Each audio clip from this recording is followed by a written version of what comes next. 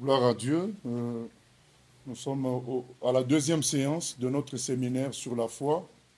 La première partie, c'était comment avoir la foi. Et la deuxième partie aujourd'hui, c'est comment garder la foi. Comment avoir la foi. Et on a défini d'abord la foi hier. On a parlé d'abord de la foi en disant que la foi, c'était l'assurance des choses qu'on espère.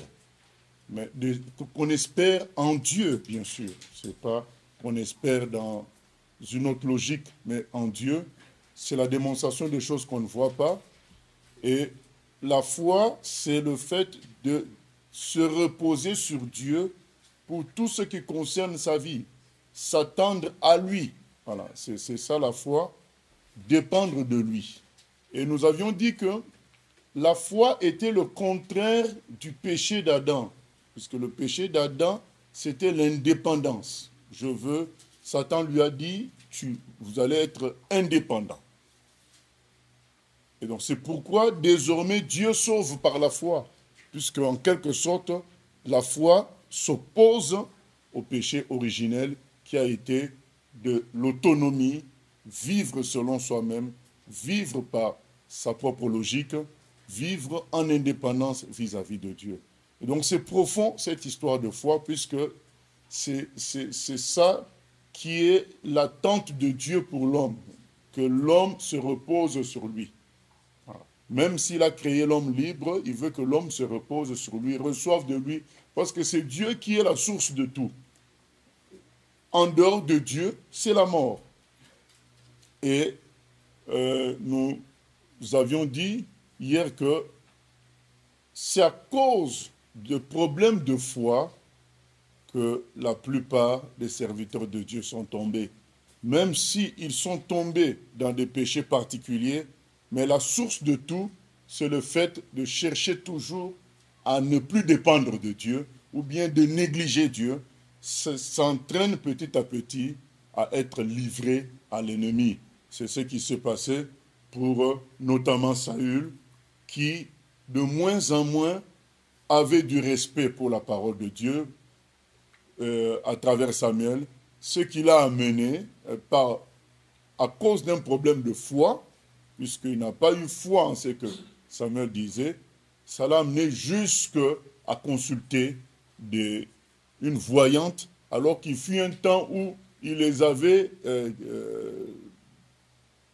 détruit les voyants, mais le manque de foi, l'incrédulité, a fini par l'amener lui-même à consulter les voyants. Donc tous les abus que nous voyons aujourd'hui autour du nom de Jésus, dans divers mouvements, c'est dû au fait qu'à un moment donné, ces leaders-là n'ont plus eu foi en la parole simple de la Bible. Ils ont voulu inventer des choses, faire des choses qui puissent réussir d'une manière ou d'une autre, et ça les a amenés à dévier. Mais c'est l'origine de tout, c'est la perte de foi simple en la Bible. Donc on a expliqué aussi que les héros de la Bible, ils le sont par rapport à leur foi. C'est ce que Hébreux 11 nous montre, que ces gens-là ont reçu un témoignage favorable par rapport à leur foi. En conclusion, la foi, c'est croire que Dieu existe et qu'il agit quand on fait appel à lui et qu'il a raison sur tout. Voilà. Et donc, quand on est dans cet esprit-là, on s'attend à Dieu, on est dans la foi. Et nous avions dit hier que nous recevions la foi, d'abord une foi de base que Dieu a déposée dans tout humain, de sorte que dans toute l'humanité, où que nous soyons, les humains ont une sensation de l'existence de Dieu. Et les gens qui ont vécu, qui vivent ça, c'est surtout les missionnaires. Des gens, peut-être qu'aujourd'hui, il n'y a pas trop de missionnaires, mais à l'époque de mission, les gens allaient dans des tribus qui n'avaient jamais été visitées par d'autres peuples, et ils entendaient un discours de foi. Bien sûr que ce n'était pas tourné vers le véritable Dieu clairement, mais il y avait une conception qu'il existe Dieu. Et après, la théorie n'était pas bonne, mais la conception était là.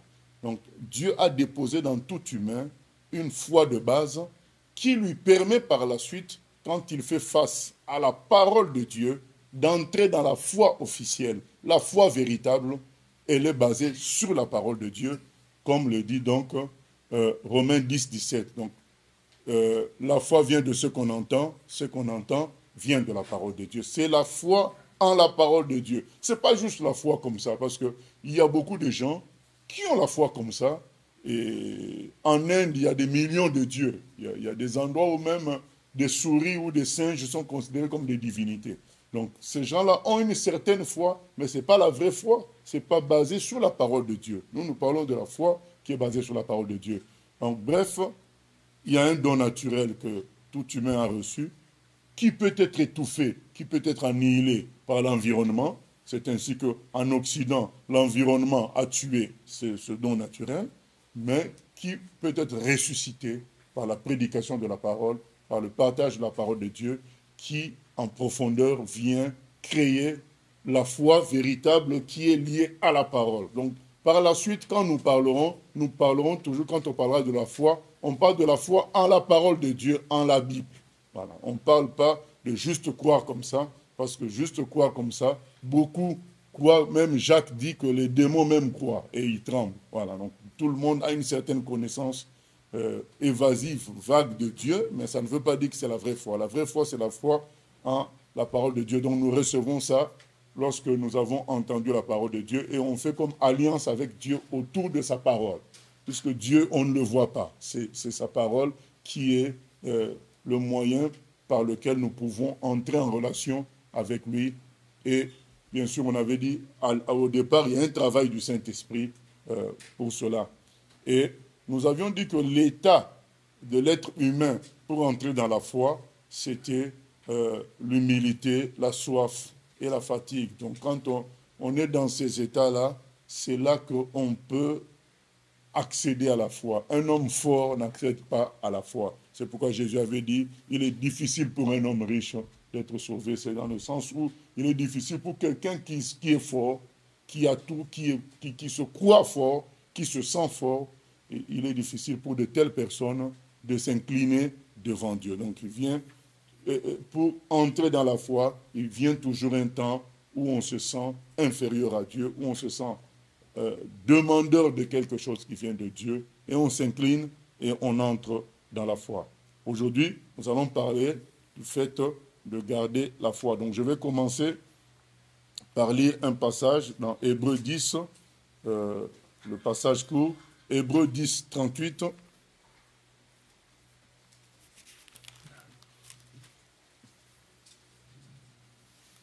Hébreux 10, 38, c'est ça qui va être notre passage de base. Comment garder la foi? Il est écrit dans Hébreux 10, 38. Et mon juste vivra par la foi.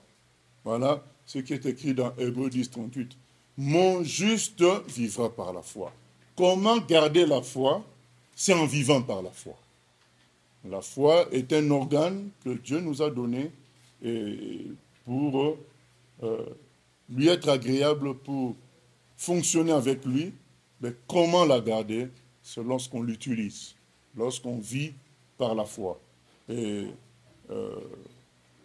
je dis bien la foi en la parole de Dieu. Donc c'est important que déjà de base, on soit d'accord que la Bible est la parole de Dieu. C'est la foi en la parole de Dieu. Ce n'est pas la foi.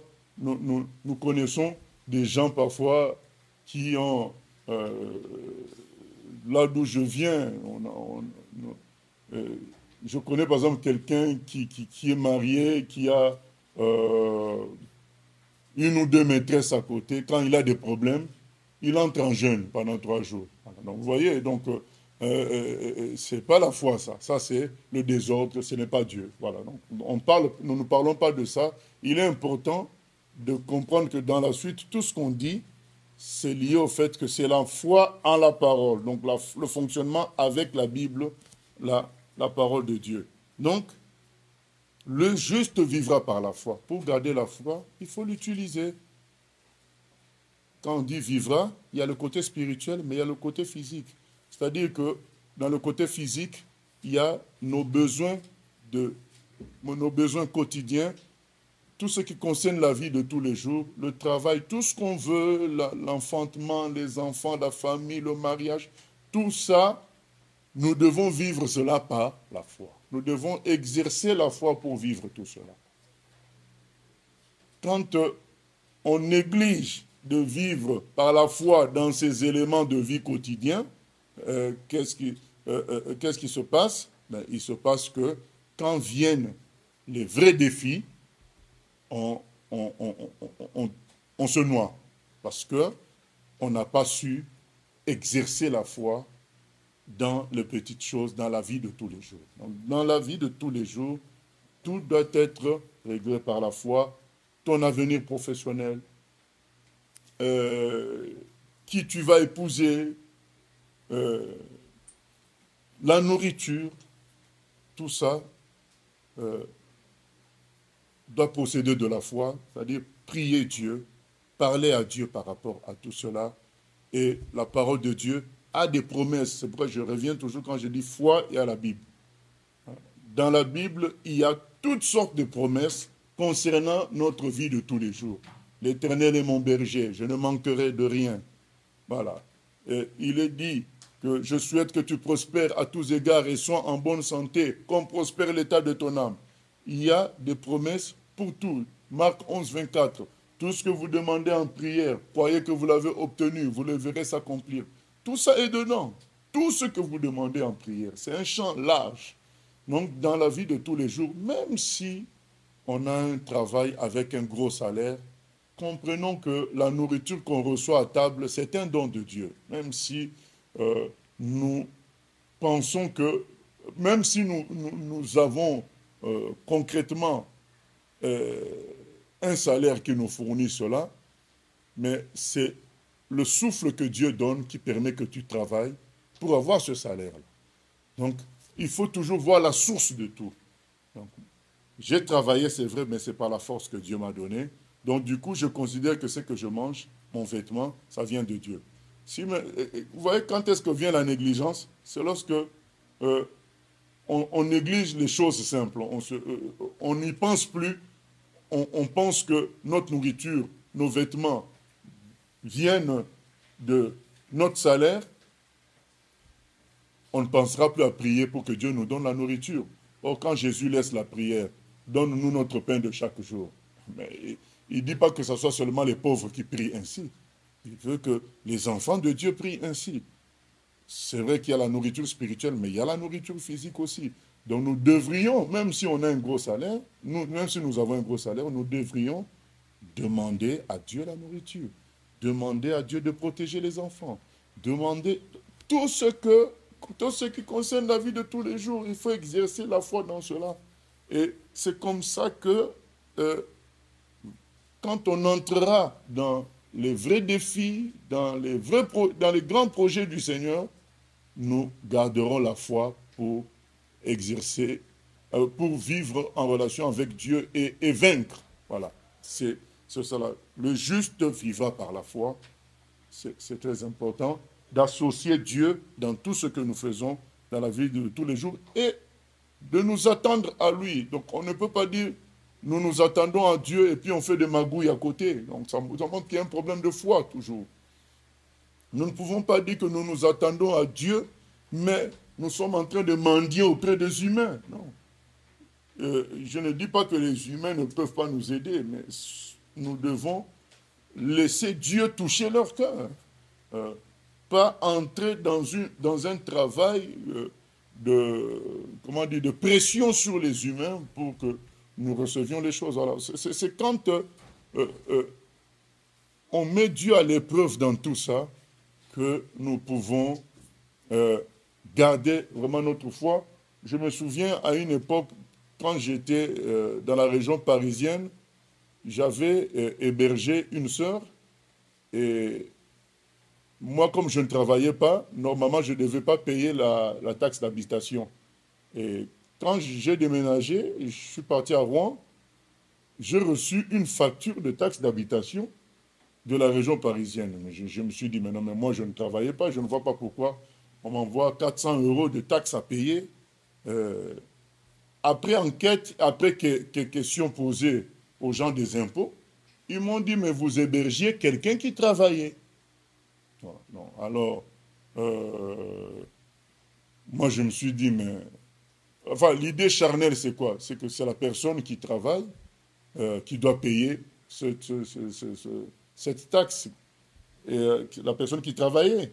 Mais spirituellement, je me suis dit non. Moi, quand j'ai hébergé quelqu'un, je n'ai pas hébergé pour qu'après on partage des taxes, on fait des choses comme ça. Il faut que mon don soit total. Je ne me vois pas appeler cette sœur pour dire, mais finalement, il y a une taxe qui est arrivée, c'est à cause du fait que moi, je t'avais hébergé. Et j'ai dit, non, non, non, Seigneur, ça serait un don à moitié. Mais en même temps, il faut payer. Comme j'ai bien dit, je ne travaillais pas, donc c'était compliqué. C'est là que je reçois la pensée, mais Jésus avait fait comment pour payer un impôt? Eh bien, il avait sorti une pièce de, de- d'un poisson. Il avait dit à Pierre d'aller sortir des pièces d'un poisson, et c'est ça qu'il avait utilisé pour payer l'impôt. Je dis, mais Hébreu dit 13, 8 dit que Jésus-Christ est le même hier, aujourd'hui, éternellement. Donc, je crois qu'à mon tour, Dieu va sortir les 400 € d'un poisson pour que je paye la taxe. Voilà. J'ai cru en cela et jusqu'aujourd'hui, j'ai oublié comment j'avais payé cette taxe-là, mais je l'avais payée. Voilà. C'est pour dire que lorsqu'on associe le Seigneur dans les choses de la vie de tous les jours, il va faire, c'est une réalité. C'est quand on néglige ça que notre foi aussi s'en va. Et quand il faut maintenant l'exercer pour de grandes choses, de vrais défis, on est à terre. Et c'est là que souvent beaucoup font naufrage dans la foi. Donc le frère Freddy va nous lire un texte qui nous montre des bien-aimés qui ont cru en Dieu dans les choses de la vie de tous les jours, qui sont pour nous un exemple. Il s'agit de Daniel et de ses amis, dans Daniel 1, 8 à 21. Daniel 1, 8 à 21.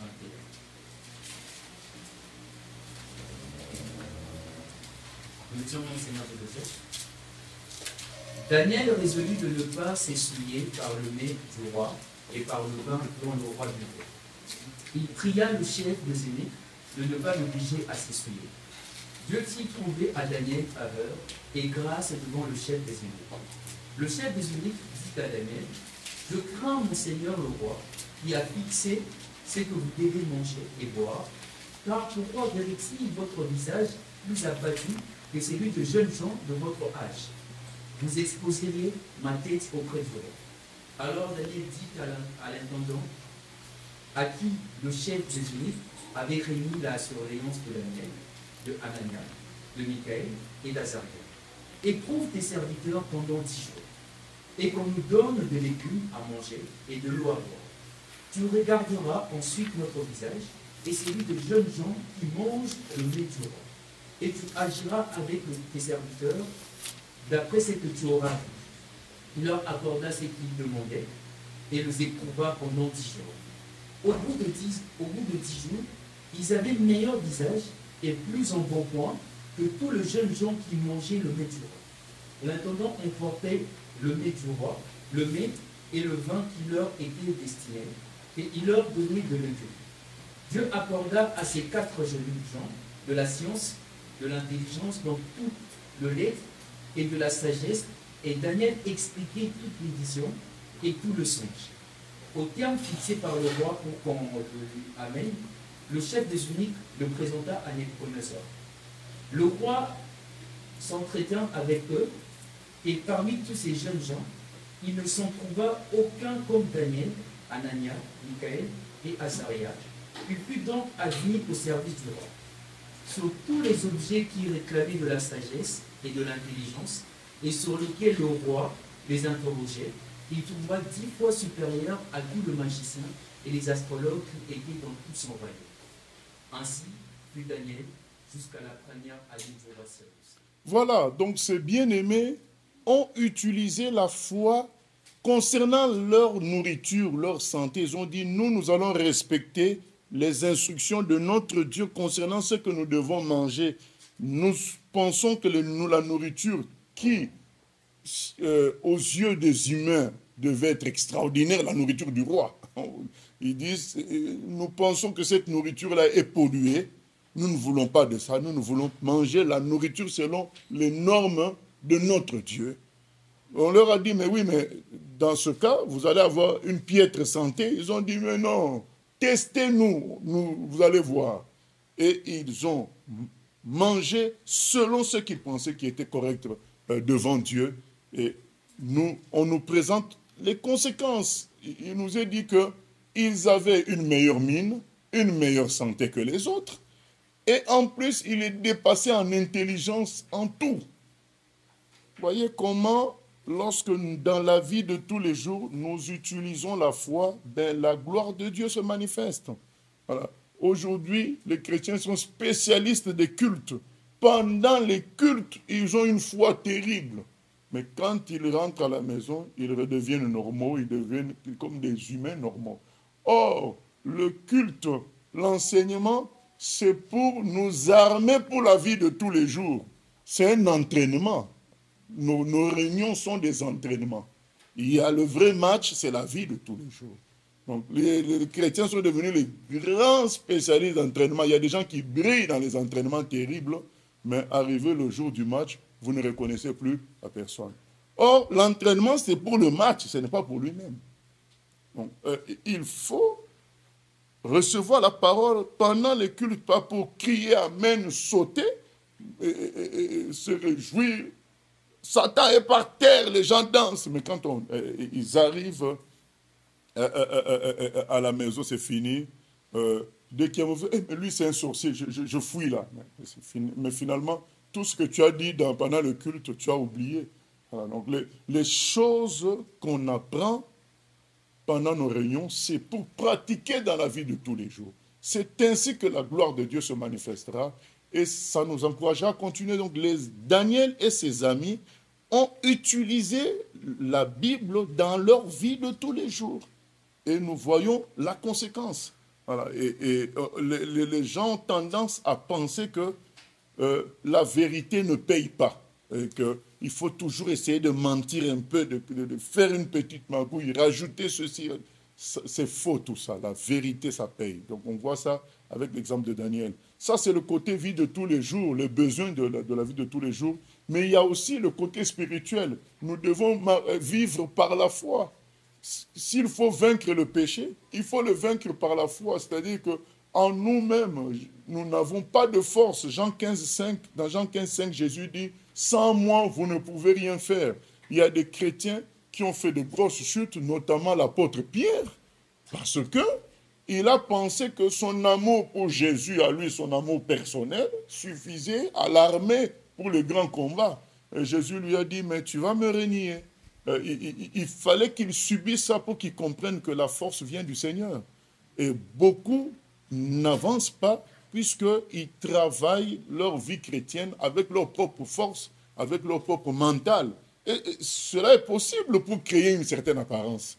Les pharisiens étaient dedans. Ils travaillaient avec leur propre force, leurs propres efforts. Dans d'autres religions, nous voyons des gens qui se tiennent plus ou moins dans une vie correcte en apparence. Mais quand tout cela est confronté à des vrais défis, ça ne peut pas tenir. C'est ce qui explique que beaucoup de chrétiens ne gardent pas la foi parce que, en réalité, leur vie de tous les jours spirituelle est dirigée par un effort mental. Cela est possible. Nous avons vu des gens arrêter la cigarette sans être chrétiens. Donc, par un effort mental. Ils décident que, surtout quand le médecin montre la radio avec des trous dans les poumons, le monsieur est obligé d'arrêter la cigarette. Donc, vous n'allez pas dire que le médecin s'est transformé en Dieu. Non, c'est un effort mental. Ça existe. C'est ce qu'on appelle la religion. Donc, il y a des efforts que l'homme peut mettre en œuvre et vivre en apparence une vie correcte. Je dis bien en apparence. Parce que quand viennent les vraies intempéries, cette vie-là, en apparence, ne résiste pas. quand Jésus est venu, la lumière du monde, le véritable Dieu, le Fils de Dieu, quand il est venu, les pharisiens, leur péché est devenu visible. Mais avant Jésus, ils paraissaient être les hommes les plus saints. Mais quand Jésus vient, il dévoile que le temple était devenu un lieu de commerce. Voilà. C'est que eux, ils commencent à trouver normal. Vous voyez? Donc on peut toujours mener une vie apparemment où on n'a qu'une seule femme, on porte des tenues correctes, mais entre-temps, on aime beaucoup l'argent.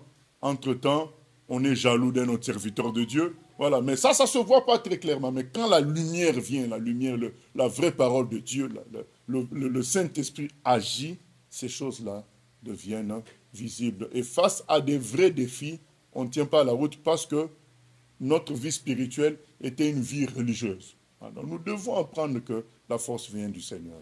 Il n'y a pas de honte à avoir par rapport à ça. Reconnaître que, comme notre frère Paul, je puis tout par celui qui me fortifie. Ce n'est pas ta décision, c'est pas... Non, il faut toujours demander l'aide du Seigneur pour tout. Le péché ne peut être vaincu que par le Seigneur. Aucun humain ne peut vaincre. C'est pourquoi nous avons besoin de l'aide du Seigneur pour tout. On a besoin de l'aide du Seigneur pour prêcher. On a besoin de l'aide du Seigneur quand on lit la Bible qui nous éclaire. Il y a des gens qui pensent qu'eux-mêmes, en lisant, en faisant de la recherche, ils vont comprendre, ils vont connaître. Et certains, comme c'était écrit dans 2 Timothée 3, 7, il y a des femmes qui apprennent, sans parvenir à la connaissance de la vérité. Ils vont écouter tel prédicateur, tel prédicateur, tel prédicateur. Ce n'est pas en écoutant beaucoup qu'on entre dans la vérité, qu'on entre dans la foi. C'est lorsque nous voulons que Dieu nous aide. C'est là que lui, il parle. C'est là qu'il nous explique les choses. Voilà. Le Seigneur a dit, le Saint-Esprit vous enseignera. Ce n'est pas les grosses lectures qui vont faire de nous de vrais chrétiens. C'est être au pied de Jésus comme Marie et écouter. Voilà. C'est comme ça que les choses peuvent... on peut garder la foi, vraiment évoluer toujours. Et ça, c'était la vie. Voilà. Comment garder la foi? Il faut vivre. Utiliser la foi dans la vie de tous les jours, vie matérielle et vie spirituelle. Deuxièmement, il faut être dans le projet du Seigneur.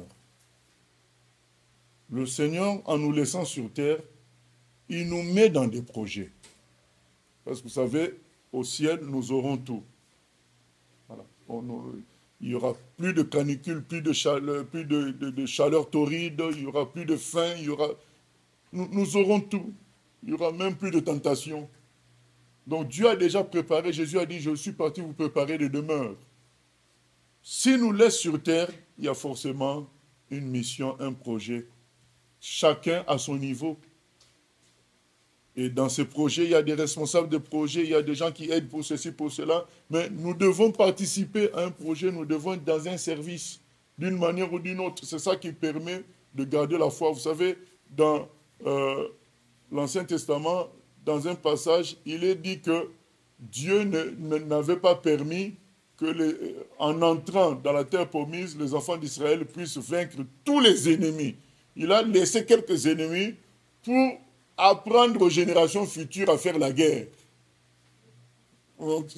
C'est important d'être dans des projets, ça permet des confrontations, ça permet la croissance spirituelle, ça permet des défis qui vont nous pousser à utiliser la foi afin que notre foi soit toujours forte, qu'on la garde.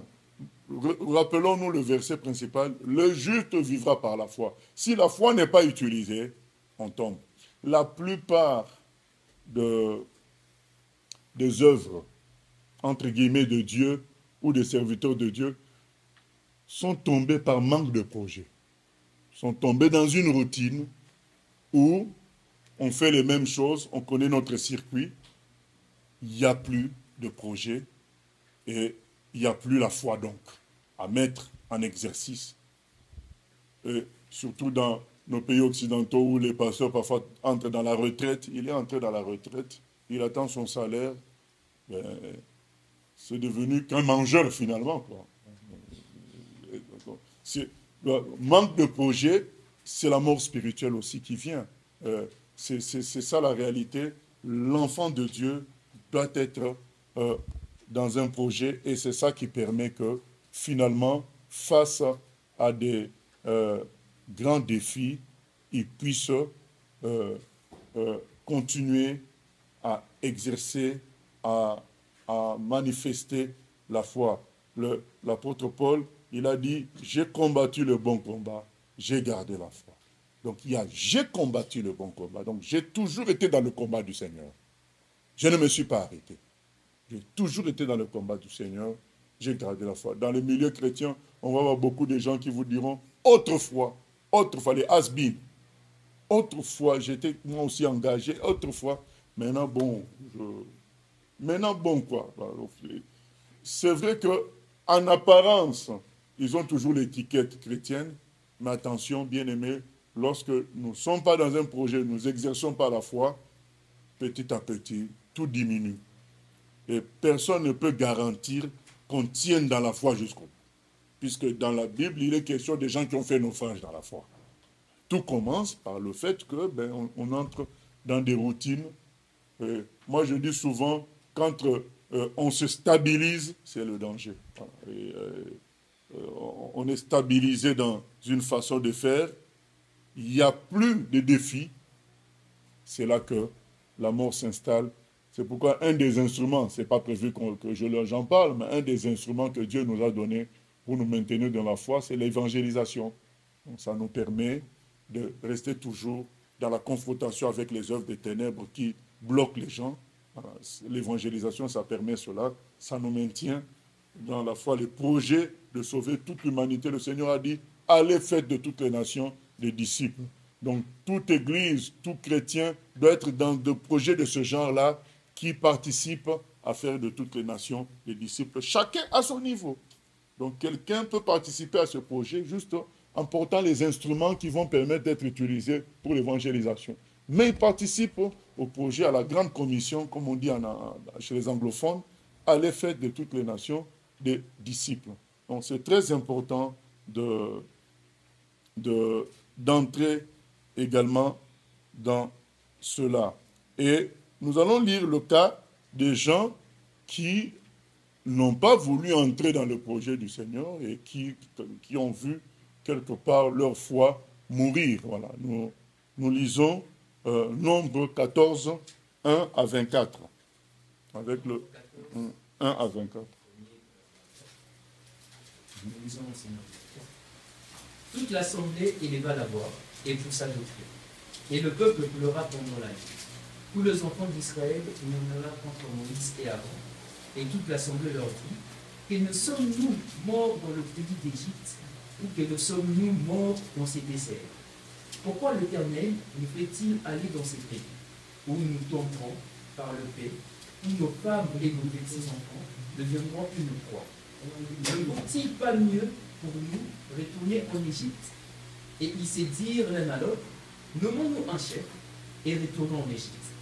Moïse et Aaron tombèrent sur leur visage, et en présence de toute l'assemblée réunie des enfants d'Israël, et parmi ceux qui avaient exploré le pays, Josué, fils de Nun, et Caleb, fils de Jephunneh, déchirèrent leurs vêtements et parlèrent ainsi à toute l'assemblée des enfants d'Israël.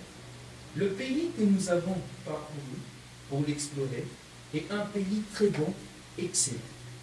Si l'Éternel nous est favorable, il nous mènera dans ce pays et nous le donnera. C'est un pays où coule le lait et le miel. Seulement, ne soyez point rebelles contre l'Éternel et ne craignez point les gens de ces pays, car ils nous serviront de pâture. Ils n'ont plus d'ombrage pour le couvrir. L'Éternel est avec nous, ne le craignez point. Toute l'assemblée parlait de les lapider lorsque la gloire de l'Éternel apparut sur la grande d'assignation devant tous les enfants d'Israël. Et l'Éternel dit à Moïse, jusqu'à quand ce peuple me méprisera-t-il? Jusqu'à quand ne croira-t-il pas en moi? Malgré tout le prodige que j'ai fait au milieu de lui, je le frapperai par la peste et je le détruirai, mais je ferai de toi une nation plus grande et plus puissante que lui. Voilà, on peut s'arrêter là. Voilà. Ah non, pardon, excuse-moi. Je pensais qu'on avait déjà fini. On continue. Jusqu'à Mhm. Moïse dit à l'Éternel, les Égyptiens la prendront, et eux du milieu duquel tu as fait monter ces peuples par ta puissance. Et ils le diront aux habitants de ces pays. Ils savent que toi, l'Éternel, tu es au milieu de ce peuple, que tu apparais visiblement, toi, l'Éternel, que ta nuée s'étient sur lui, que tu marches devant lui le jour dans une colonne de nuée et la nuit dans une colonne de feu.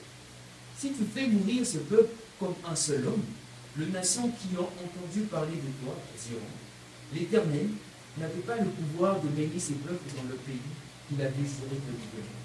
C'est pour cela qu'il a égorgé dans le désert. Maintenant, que la puissance du Seigneur se montre dans sa grandeur, comme tu l'as déclaré en disant, l'Éternel est lent à la colère et riche en bonté. Il pardonne l'iniquité et la rébellion, mais il ne tient point le coupable pour innocent. Il punit l'iniquité de père sur les enfants jusqu'à la 3e et la 4e génération. Pardonne l'iniquité de ces peuples, selon la grandeur de ta miséricorde, comme tu as pardonné à ces peuples depuis l'Égypte jusqu'ici. Et l'Éternel dit, je pardonne comme tu l'as demandé, mais je suis vivant, et la gloire de l'Éternel remplira toute la terre. Tous ceux qui ont vu ma gloire et le prodige que j'ai fait en Égypte et dans le désert, qui m'ont tenté déjà 10 fois et qui n'ont point écouté ma voix, tous ceux-là ne verront point le pays que j'ai juré à leur père de leur donner. Tous ceux qui m'ont méprisé ne le verront point. Et parce que mon serviteur Caleb a été animé d'un autre esprit et qu'il a pleinement suivi ma voix, je le ferai entrer dans le pays où il est allé. Ses descendants la posséderont. Voilà. Donc Dieu dit que tous les gens qui ont vu les miracles, maintenant on leur dit, entrez dans le projet, allez récupérer la terre promise. Ils disent, ah non, non, non, c'est des géants qui sont là-bas. Ça va, ils vont nous tuer. Mais Caleb leur dit, mais c'est Dieu qui nous a sortis d'Égypte. Dieu nous a donné de plus grandes victoires en Égypte. Il a même séparé la mer Rouge en deux. Donc il ne va pas vaincre ces géants. Ah non, non, non. Ils ont refusé d'entrer dans le projet de Dieu. Puisque dans le projet de Dieu, il y a des risques. Et en refusant d'entrer dans le projet de Dieu, ben, ils ont tué carrément leur foi. Puisque quand vous lisez, parce que nous on a lu qu'une petite partie du texte, quand vous lisez tous les textes de cette affaire-là, finalement ces gens en sont arrivés à contester avec Dieu. Et c'est pourquoi il fallait que Dieu pardonne. Moïse supplie Dieu de pardonner. Mais Dieu dit, d'accord, je vais pardonner, mais ils n'entreront pas en terre promise. Il n'y a que Caleb qui va entrer en terre promise, bien sûr avec Josué. Il n'y a que eux. Les autres là, qui ont vu tous les miracles que j'ai faits, puisqu'ils ne veulent pas entrer dans mon projet, eh ben, ils ne verront pas la terre promise. Donc c'est important de comprendre ces choses-là. Un vrai chrétien entre dans un projet de Dieu. Voilà. Il ne peut pas rester touriste en train de venir, devenir une brebis grasse, manger la parole, la prière, mais rester égoïstement à mener sa vie sans risque, sans projet du Seigneur, sans participer à un projet. On ne demande pas à tout le monde d'aller prêcher dans les rues ou quoi que ce soit, mais de participer. Vous savez, la parabole des talents, il y a un monsieur, on lui a donné le talent, il a enterré la somme qu'on lui a donnée. Il a dit, je ne veux pas de problème, j'enterre. Le patron, quand il est revenu, il a dit, mais tu pouvais prendre ce que je t'ai donné là, donner à une banque. La banque, au moins, aurait su comment multiplier ça. Donc, si toi, tu n'as pas d'idée, qu'est-ce que tu dois faire pour Dieu? Viens voir les gens qui ont des idées, qui sont dans des projets. Associe-toi à eux, mets-toi à disposition pour qu'ils t'utilisent dans leurs projets à eux. Donc, c'est ça la banque. Donc, tu ne peux pas rester là, mais moi, je ne sais pas quoi faire, je n'ai pas d'appel. Va voir les gens qui ont un appel clair. Associe-toi à eux dans le travail qu'ils font. C'est ça, un enfant de Dieu. Quand on vit sans projet comme ça, juste en consommateur, c'est la mort spirituelle qui s'ensuit. La foi ne peut pas être gardée. Un autre point, concernant garder la foi, c'est la prise de conscience du temps et des intempéries. Donc, il y a le temps. Il faut comprendre que la foi sera éprouvée dans le temps. La foi n'est pas quelque chose lié à un moment, à une seconde. C'est vraiment dans le temps. Il faut s'y préparer, il faut considérer la chose. Temps et intempéries. Parce que pendant ce temps, il y a des intempéries.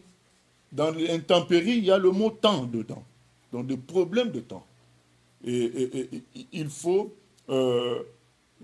prendre exemple sur tous nos prédécesseurs, comme Joseph, qui avait reçu des visions claires de Dieu, mais qui a dû passer par la case esclave, jeté dans un puits, ensuite prison, jusqu'à ce que la promesse du Seigneur s'accomplisse. Mais tout cela demande qu'on persévère. Donc c'est ça que je veux dire dans ce point-là. Persévérance dans le temps et dans les intempéries. Les gens veulent une foi magique où tu crois et puis tout se passe maintenant. Oui, Dieu peut faire des miracles, mais il nous amènera, nous tous, sans exception, à persévérer dans le temps et dans les intempéries pour garder la foi, exercer la foi. C'est comme si plus nous persévérons dans le temps, plus notre foi produit des choses peut-être que nous ne voyons pas. C'est le système de Dieu. Produit des choses extraordinaires qui vont être utiles plus tard. Et l'enfant de Dieu doit apprendre à persévérer, à comprendre que certaines choses peuvent prendre du temps. Ce n'est pas que Dieu est faible, ce n'est pas que Dieu traîne, ce n'est pas que Dieu n'est pas rapide, c'est notre formation à nous. Ça fait partie de la formation de la foi, les épreuves, les intempéries. C'est pourquoi Jésus donne l'histoire de deux personnes qui bâtissent. Il y a un qui bâtit, une personne qui bâtit sur le sable, l'autre qui bâtit sur le roc. Le roc de la parole de Dieu, il fonctionne avec la parole de Dieu et ça prend du temps de bâtir sur le roc. C'est facile de bâtir sur le sable. Je pense que il y a des gens qui ont déjà vu un château de sable, donc une maison construite avec du sable. On construit ça en un jour. Sur les plages, les enfants même, ils arrivent à construire rapidement une maison en un jour. Château de cartes, n'en parlons pas. Si tu rassembles des cartes, rapidement, ça te fait comme une forme de maison. Mais il suffit que quelqu'un vienne souffler, ça tombe. Et le château de sable, il suffit qu'on vienne balancer un seau d'eau, ça tombe. Mais quand tu construis une maison sur le roc, là, ça prend du temps. Mais ça tient aussi longtemps et ça va héberger des gens pendant les intempéries, pendant les pluies, ça tiendra toujours. Donc comprenons que c'est comme ça aussi la foi. Ne soyons pas étonnés que certaines choses traînent. Ne soyons pas étonnés qu'il y ait parfois des combats de longue durée. Ça fait partie du système de Dieu. Quand on n'accepte pas ça, petit à petit, on perd la foi. Mais quand on considère qu'on est en formation, quand on considère qu'on est dans la lutte, on demeure. Et nous avons beaucoup d'exemples. Il y a Moïse lui-même, 40 ans dans le désert, jusqu'à ce qu'on le ramène pour libérer son peuple. Il y a Joseph, l'exemple le plus fort. Il y a David. On l'a oué roi déjà par Samuel, mais il a dû fuir dans les 10 ans pour finalement devenir roi selon Dieu. Et on a vu le fruit que David a porté. Vous savez, quand vous lisez la Bible, vous êtes étonné de l'importance de David parce que Dieu dit toujours, c'est à cause de mon serviteur David que je ne veux pas faire ceci, je ne veux pas faire cela. Voilà. Parce qu'il a eu foi en Dieu toutes ces 10 années-là à attendre dans la foi, toujours à croire en Dieu, parce qu'il savait que rien ne pouvait être plus fort que Dieu. Quand nous disons la foi en la parole de Dieu, c'est quoi? C'est que la parole de Dieu dit que tout vient de Dieu et que Dieu contrôle tout. Hébreux 1.3, il s'est dit qu'il soutient toutes choses par sa parole. Et Hébreux 11.3 dit que tout a été créé par sa parole. Non seulement qu'il a tout créé, mais même le fait que nous bougions, ça reste toujours comme une sorte de de continuité de l'action divine. Voilà, le fait que tout bouge. Même les païens qui bougent, c'est grâce à Dieu. C'est grâce à Dieu. Et quand on sait tout ça, on se dit, il finira par se manifester. C'est ça la foi. La foi se mesure dans le temps. Ce n'est pas une affaire instantanée, de café instantané, c'est dans le temps. Et nous devons accepter, beaucoup de gens ont fait naufrage dans la foi parce qu'ils ont attendu. Et ce n'est pas venu. Il y a un témoignage sur Internet d'un pasteur sud-africain. Il prêchait correctement, il faisait les choses correctement, mais il voyait à côté de lui les églises d'autres pasteurs se remplir, surtout des pasteurs nigérians, tout ça.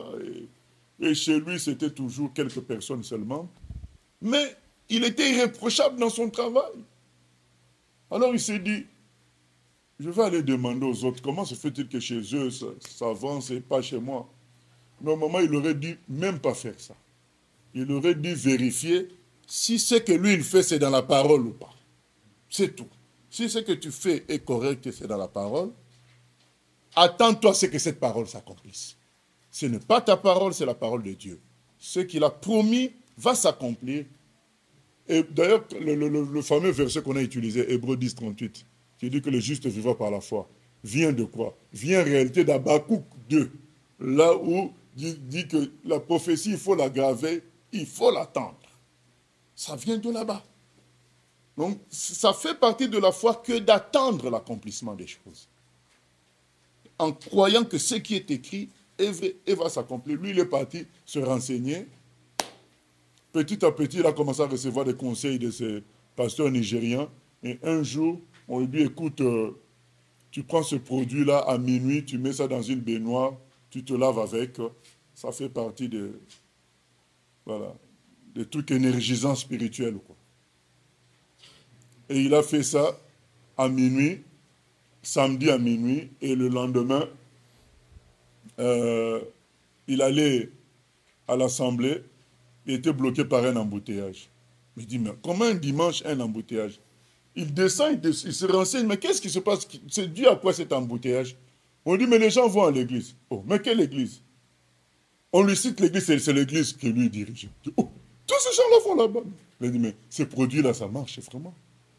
Et c'est là que le bien-aimé s'est enfoncé dans la magie. Parce que Satan est malin, après ça ne marche plus. Donc il faut aller chercher encore plus fort. Il a dû partir au Nigeria. Il a fait encore des contrats avec des esprits. Après, ça s'épuise encore. Il faut aller encore plus loin. Ça, c'était au Mozambique, là où il s'est couché toute la nuit nu dans un cimetière. Toute la nuit dans un cimetière au Mozambique, pour augmenter encore la puissance. Mais tout ça vient de quoi? C'est qu'à un moment donné, il n'a plus eu foi à la parole de Dieu. Il a voulu chercher le secours des hommes. Ça vient de là. Il faut attendre. La gloire de Dieu va se manifester pour celui qui sait attendre. Nous avons des exemples bien aimés. Moi, je n'aime pas citer les exemples contemporains. Rarement, je les cite quand c'est des gens qui ont déjà fait leurs preuves et qui sont parfois morts. Comme ça, il n'y a rien à reprocher. Mais nous avons des exemples avec Joseph, avec David. Je cite l'exemple souvent de John Patton, dans l'île Aniwa. Il arrive à l'île Aniwa face aux indigènes qui n'ont jamais vu d'autres personnes. Ces gens-là ne connaissaient que l'eau de pluie. C'est dans une petite île. Puisque l'eau de la mer, elle est salée, c'est imbuvable. Leur eau venait de la pluie. Ils prêchent l'évangile, ces gens-là refusent. Et puis il dit au Seigneur, ah, mais est-ce que, comme lui savait que dans le continent, on creuse des puits pour trouver de l'eau, il dit, mais Seigneur, si je creuse un puits ici et que l'eau sorte, ces gens-là, je pourrais leur parler de l'eau de vie que tu es. Permets qu'en faisant un puits, que l'eau jaillisse. Il a commencé à creuser un puits, l'eau ne sortait pas. Il a payé des indigènes pour l'aider à creuser jusqu'à une certaine profondeur et les parois commençaient parfois à tomber. Les gens refusaient même de l'aider malgré le salaire parce qu'ils craignaient que le puits se referme. Mais lui, il croyait en Dieu. Il disait que Dieu dit celui qui croit, le fleuve d'eau vive. Donc pour lui, oui, il y a le fleuve d'eau vive spirituelle, mais il y a aussi la vraie eau. Dieu est capable de générer de l'eau. Alors, il a continué à creuser tout seul. Le chef du village disait, mais monsieur, vous êtes fou, vous allez mourir dans votre trou. Il a dit, mon Dieu existe. Il produira de l'eau et vous comprendrez qu'il est Dieu. Et un jour qu'il était découragé, le Saint-Esprit lui a dit, demain l'eau va sortir. Et le lendemain, il s'est remis à creuser et l'eau est sortie. Les gens ont goûté l'eau, mais c'est la vraie eau, c'est l'eau qui tombe du ciel.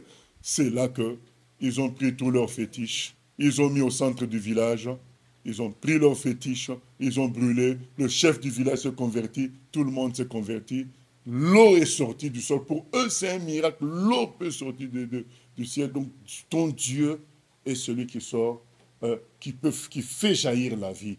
Vous voyez bien aimé, c'est la persévérance. Persévérance dans le projet de Dieu, dans les intempéries, tu persévères et Dieu agit. Je pourrais citer Hudson Taylor qui a perdu sa femme, ses 2 filles en mission en Chine. Mais il a persévéré.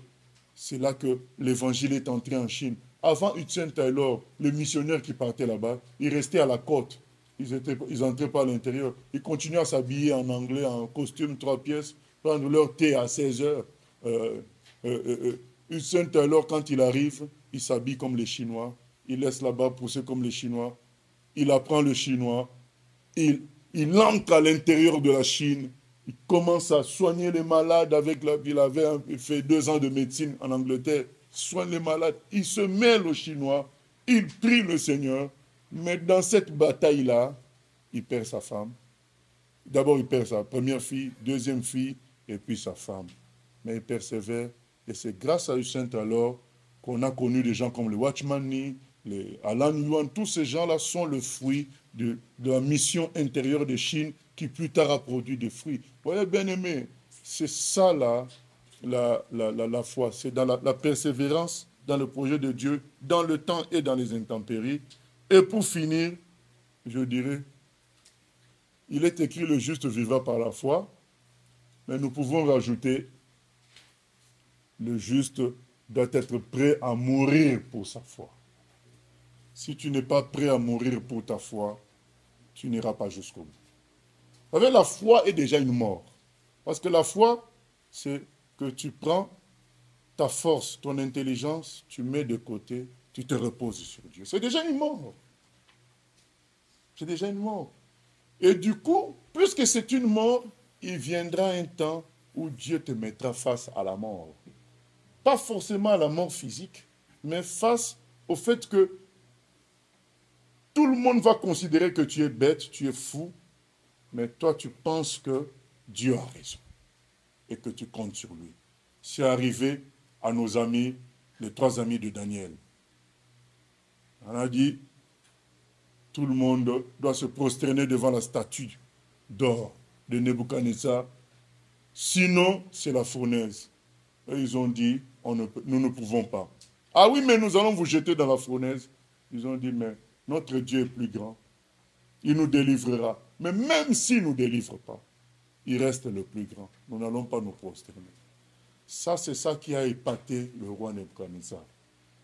Parce que les gens pensent que c'est le fait qu'ils sont sortis après de la fournaise ardente. Parce que quand on les a plongés dedans, ils n'ont pas été brûlés. Il y a un 4e homme qui était avec eux, après qui les a gardés intacts. Ils sont sortis vivants de la fournaise. Mais il faut écouter le discours de Nebuchadnezzar. Quand il parle après, il dit que ces gens-là croyaient tellement en leur Dieu qu'ils ont préféré entrer dans le feu. C'est leur foi qui a touché Nebuchadnezzar. C'est la partie d'avant la fournaise. C'est vrai qu'il est impressionné par le miracle de ne pas être brûlé. Mais il est beaucoup plus impressionné par la position de ces gens-là avant d'entrer dans le feu. C'est ça qui l'a impressionné. Bien aimé, les gens du monde ont besoin de voir des vrais chrétiens, des gens qui sont prêts à braver la façon du monde de gagner de l'argent, la façon du monde d'être heureux, la façon du monde de vivre. Toi, tu vis selon Dieu, avec les moyens de Dieu, et ils observent et disent, mais nous voyons maintenant Dieu. Mais si tu es chrétien, tu cherches l'argent comme les gens du monde, tu chantes comme les gens du monde, tu fais tout comme eux, en prétendant, oui, tout vient de nous, mais non, c'est faux. Il est écrit que nous devons nous séparer du monde dans 2 Corinthiens 6. Nous ne sommes pas comme les gens du monde. Nous sommes dans le monde, mais nous ne sommes pas. Donc nous devons montrer le lien avec le ciel, les gens en observant, comme Nebuchadnezzar, quand il a vu les amis de Daniel dire non, et qu'ils ne sont pas brûlés, quand ils sortent, il dit, dans tout mon royaume, on doit proclamer que le seul Dieu, c'est le Dieu de Daniel et de ses amis. Et Darius va prendre la décision que tout celui qui ne prie pas Darius, jeté dans la fosse au lion. Daniel dit non, je vais prier toujours mon Dieu. Il est écrit que Daniel a continué à prier de la même manière qu'il priait avant. Aujourd'hui, beaucoup de chrétiens vont dire, ah mais non, mais la prière c'est dans le cœur, hein? Donc, puisqu'il y a la loi là, nous on va prier tout dans le cœur, dans les toilettes, tranquillement. Non, lui il a toujours continué à prier là où il priait, de là où on pouvait le voir. Je ne dis pas que c'est obligatoire ainsi pour prier, mais c'est juste pour dire que il a compris que s'il cédait à ça, il était perdant spirituellement. Il devait faire face par la foi. C'est ça. Donc il était prêt à mourir pour sa foi. Et quand il entre dans la fosse au lion, il en sort. C'est là que le roi se convertit. Il reconnaît que le seul Dieu, c'est le Dieu de Daniel. Et il tue tous ses ennemis bien-aimés. Beaucoup de progressions ne se font pas aujourd'hui parce que les gens ne gardent plus la foi. Ils utilisent la foi que pendant le culte, pas à l'extérieur. Et à partir de ce moment-là, le peuple de Dieu est comme absent. Les gens n'expérimentent pas que, vous savez, comme il y a un frère qui était autrefois musulman, quand il s'est converti, il était tellement attaché à Dieu, c'était un légionnaire, un militaire en France. Les gens voulaient être dans le même hélicoptère que lui. Ils avaient remarqué que lui, il revenait toujours des missions. Donc si on est avec cet homme-là, on reviendra. Alors, donc, on peut se moquer de toi pour tes prières, mais les gens vont remarquer que chez toi, c'est autre chose qui se passe. Quand toi, tu vas en mission, il n'y a jamais rien qui n'atteint l'hélicoptère ni quoi que ce soit. Les gens commencent à vouloir être avec lui toujours dans tout. C'est cela, bien aimé, le témoignage. Ça passe par le fait d'être prêt à mourir pour sa foi. C'est ça, être critiqué, être délaissé, mis de côté, licencié pour sa foi. Selon le Saint-Esprit, nous ne disons pas qu'il faut provoquer les païens. Nous disons tout simplement qu'il faut vivre sa foi. Quand tu vis ta foi, ça forcément, eux, ils seront gênés et ils nous combattront au point de nous pousser à la mort. Ben, nous devons être prêts à mourir. Quand tu es prêt à mourir pour ta foi, tu la garderas. Celui qui cherche à sauver sa vie, la perdra. Celui qui est prêt à la perdre pour le Seigneur, pour la foi, eh bien, il la gardera. Voilà sur quoi je clôture. Et je dirais, comme les disciples, dans Luc 17, verset 5, « Seigneur, augmente-nous la foi. Nous devons entrer dans une autre dimension. Prions le Seigneur. Éternel notre Dieu, nous prions que tu restaures notre foi, que parfois les intempéries ont érodé, ont rongé. Nous voulons une résurrection dans la foi. Entrer dans ton projet de Matthieu 28, 18 à 20. Entrer dans la réalité des Écritures, croire en tout ce qui est écrit et vouloir expérimenter l'accomplissement de ta parole. Merci de nous soutenir. Seigneur, que cette réunion ne soit pas une réunion de plus, mais que ça nous propulse dans quelque chose de nouveau avec toi. Merci encore pour tout, au nom de Jésus. Guide-nous, Seigneur, dans les questions et que toi seul sois notre réponse à travers ta parole, au nom de Jésus. Amen.